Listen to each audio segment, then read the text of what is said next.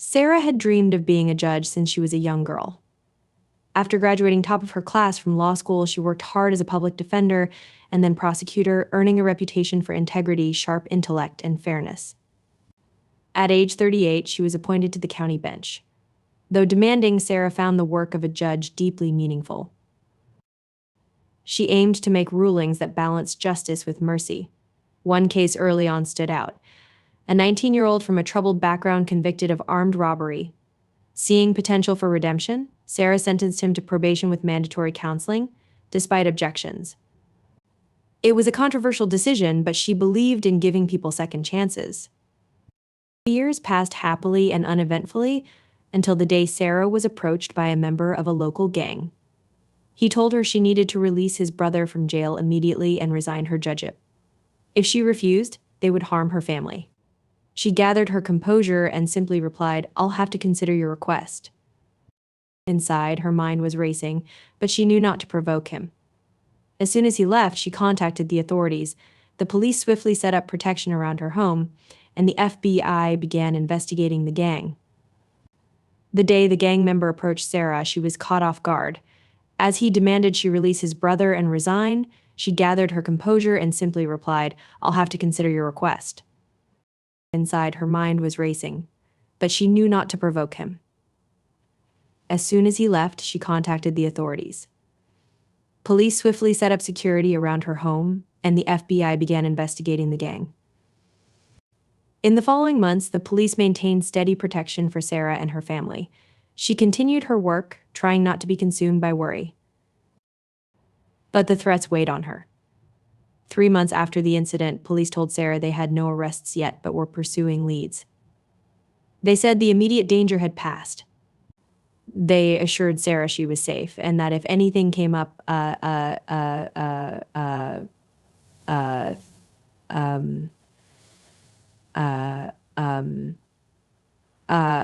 not sure I can say this, but I'm not sure I can say this. He said as he shoved past her out the door. The man's tone shifted. "Sit down," he ordered. Sarah hesitated, pulse racing. "I'm going to shave your hair. So you understand our message clearly," he said, pulling out electric clippers. He forced Sarah into a chair and grabbed her hair. She pleaded with him to stop, but he powered on the buzzing shears. The man shaved off thick chunks of Sarah's blonde hair as she screamed and fought back. He shaved closer and closer and closer until all her hair was gone. Sarah sat bald and weeping as the last strands fell to the floor. "Quiet," the man demanded. "This is just a warning." He leaned in close.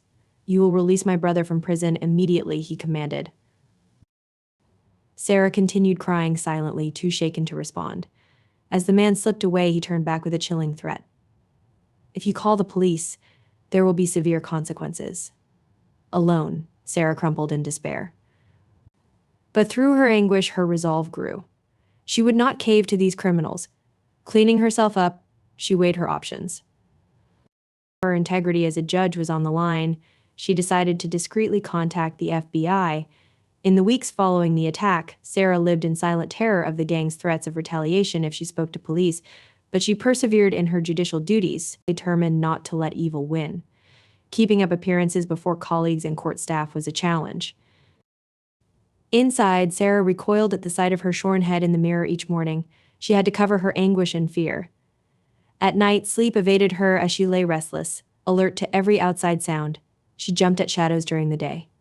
Her sanity felt like it was fraying, but Sarah refused to bend to the criminals. She maintained her reputation for being a stern but fair judge in court, keeping her turmoil carefully concealed. On the bench, Sarah handed down sentences and rulings with an uncompromising attitude. She was harsher than normal, which surprised some colleagues and attorneys, but it bolstered her fragile psyche. Meanwhile, the FBI was methodically building cases against the gang's leadership. Sarah cooperated discreetly, providing key insights while staying off the gang's radar. A year after her ordeal began, federal prosecutors won indictments against the gang members who had terrorized Sarah. At their trial, she testified with force and conviction, facing down her oppressors. Justice prevailed with stiff sentences for the criminals.